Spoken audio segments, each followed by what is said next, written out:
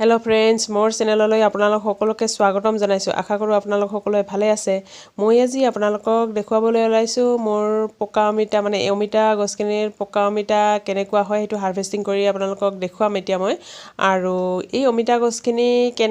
কেনেকুৱাকে ফলিছিল সেই বিষয়ে মই ভিডিও আগতে বনাইছিলো আৰু এই ভিডিওটো আপোনালোকে যদি চোৱা নাই তেতিয়াহলে মই ডেসক্ৰিপচন বক্সত লিংক দিম আপোনালোকে চাই ল'ব পাৰিব আৰু সেইখিনি অমিতা এতিয়া মানে বেছি সংখ্যকে বিক্ৰী কৰা আৰু কিছু সংখ্যক পকিবলৈ ৰখা হৈছিল মানে পকাই খাবৰ কাৰণে আৰু সেইখিনি তেনেকে মই ৰাখিছিলো আৰু সেইখিনি কিছু সংখ্যক এতিয়া বিক্ৰী কৰা হৈছে আৰু বাকি দুই এটা এনেকে থাকি গল কিন্তু মই এতিয়ালৈকে হাৰভেষ্টিং ভিডিও দিয়া নাছিলো সেই কাৰণে আজি ভাবিলো মই হাৰভেষ্টিং মানে পকা অমিতাৰ হাৰভেষ্টিং ভিডিওটো দি দিও আৰু এই অমিতাটো এতিয়া সম্পূৰ্ণকে পকা নাই মানে গোটেইটো ৰঙা পৰা নাই কিন্তু মানে প্ৰায় পকিছে আৰু মানে একদম নৰম হৈ যোৱা নাই এই অমিতাটো এতিয়া 2 কেজি মান হ'ব ইখিনি আৰু এতিয়া চাও মানে কাটি পেলাই কেনেকুৱা হয় এই অমিতা বিধ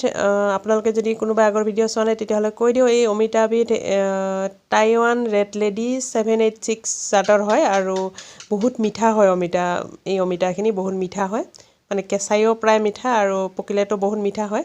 আৰু মানে যেহেতু ৰেড লেডি গতিকে ইয়াৰ ভিতৰখন ৰঙা হয় এতিয়া চাও কাটিলে কেনেকুৱা হয় আপোনালোকক দেখুৱাই লও এয়া চাও